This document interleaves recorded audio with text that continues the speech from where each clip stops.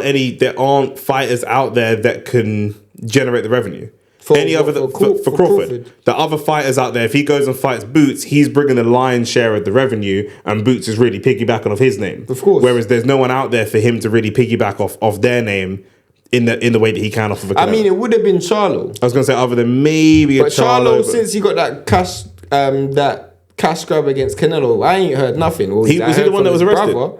His brother got arrested. That guy, I don't know where that guy is, but yeah. So who else is there out there for him? Do you know what I'm saying? Like, he's gonna have to move up to get these fights. And like I say, if he loses against the Canelo,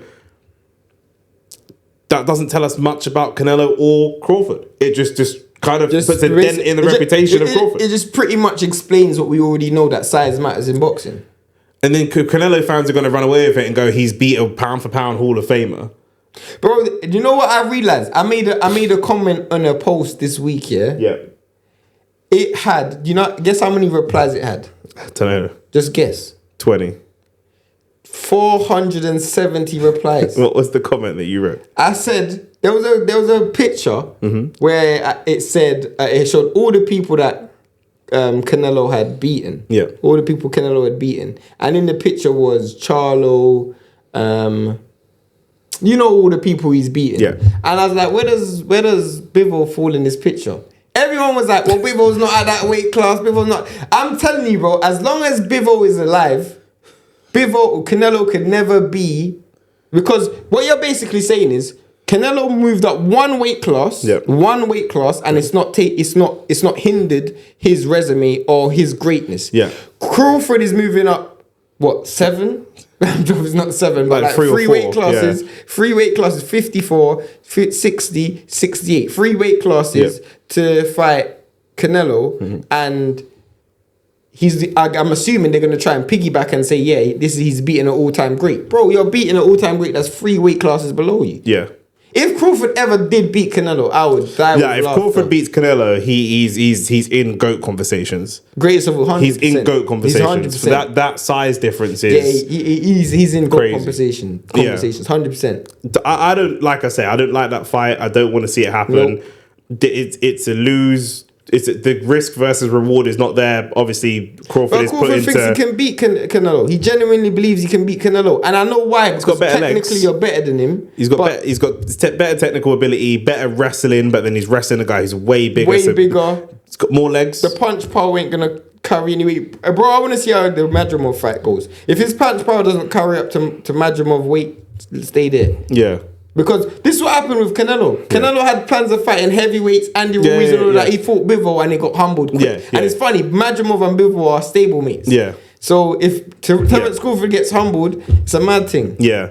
I mean, hopefully Crawford wins, but feels the power and feels it himself. And says, it's not translating, and that it's not going to translate up even more than that. But we'll see what happens, man. Do you know what I'm saying? Best of luck to Crawford, because he's on the precipice of pure greatness, pure greatness. But I mean, you could do all of the highlights, but you can't actually play the game. And that's Canelo right now. There's certain drills you could put him in a boxing gym, and he'll be the best person in the gym.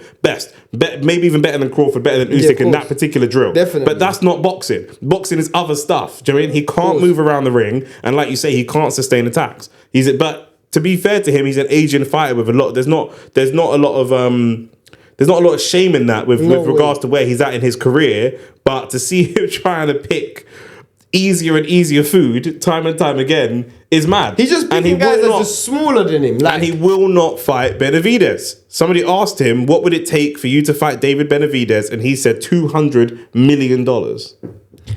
Why? Do you know what I'm saying? Like, when I say why, like, you're making yourself out to be brave when you're fighting Crawford because of his resume, but Crawford's a lot smaller. Of course. Do you know what I mean? That you're not being brave at all. That's like being you're in year 10 saying you're a bad man, and an average year 10 says to you, fight me, and you say, no, I'm going to fight the baddest man in year 7.